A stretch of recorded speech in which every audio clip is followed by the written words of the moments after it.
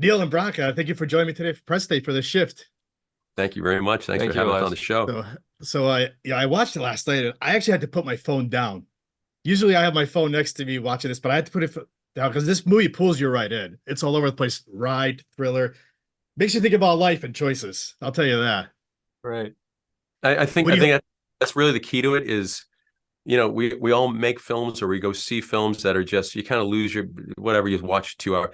This one right out of the gate.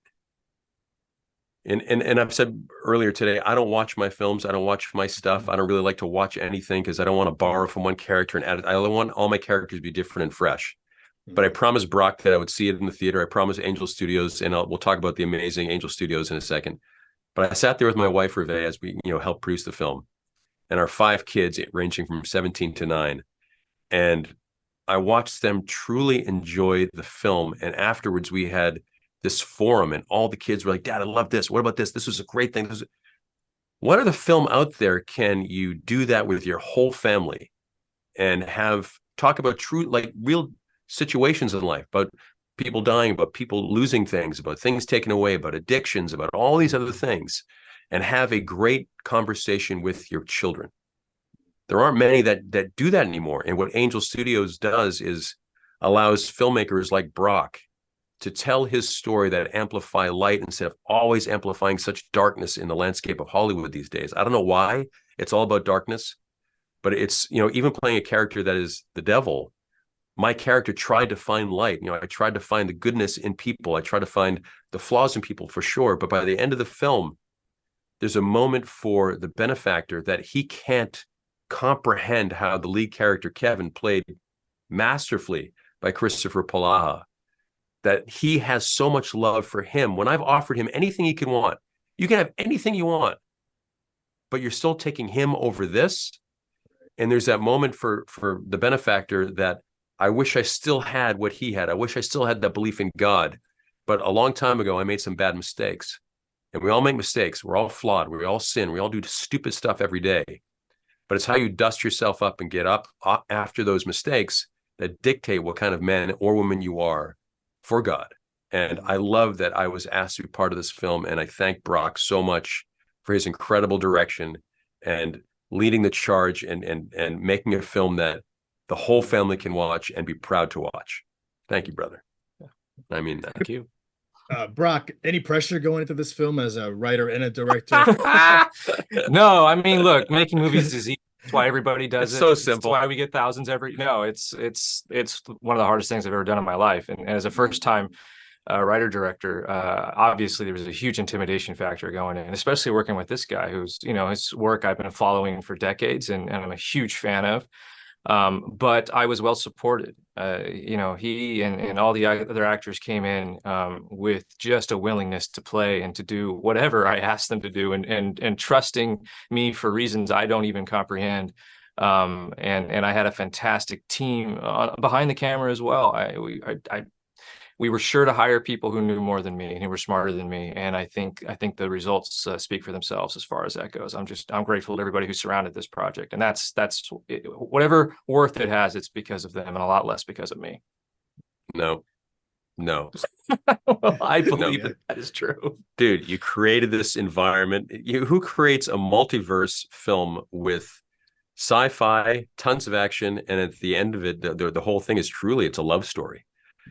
So for you to create that and then to be there and shepherd us through every scene and talk us through it and give us the insight to your soul of what the story is truly about.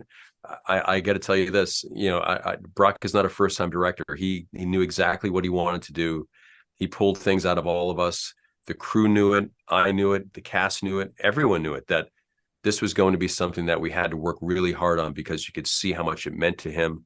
And it seemed like he'd been directing for years and years and years because he was confident in his approach and it worked. I mean, you see the film and you're like, right, how do you do that for that kind of money for a $6.5 million budget to make it look like a $50 million film and to have the great music, the desaturation of shots at times and the lenses that he used and all the different stuff that happened. It was quite an achievement and he did it. Well, appreciate that. So we also see as the benefactor, like I want to know, like, what was the input between you two? Did you have any ideas that you want to spin this character around to make it yourself, like the way you wanted to play it? What was like the story between you two? Well, when it's on the page, it makes it a whole lot easier. And a lot of times, scripts they don't delve into all the stuff. But the way he crafted the Benefactor and the dialogue that I had, and the little bits that he allowed me to infuse my Nealisms into the character while sticking to the exact words.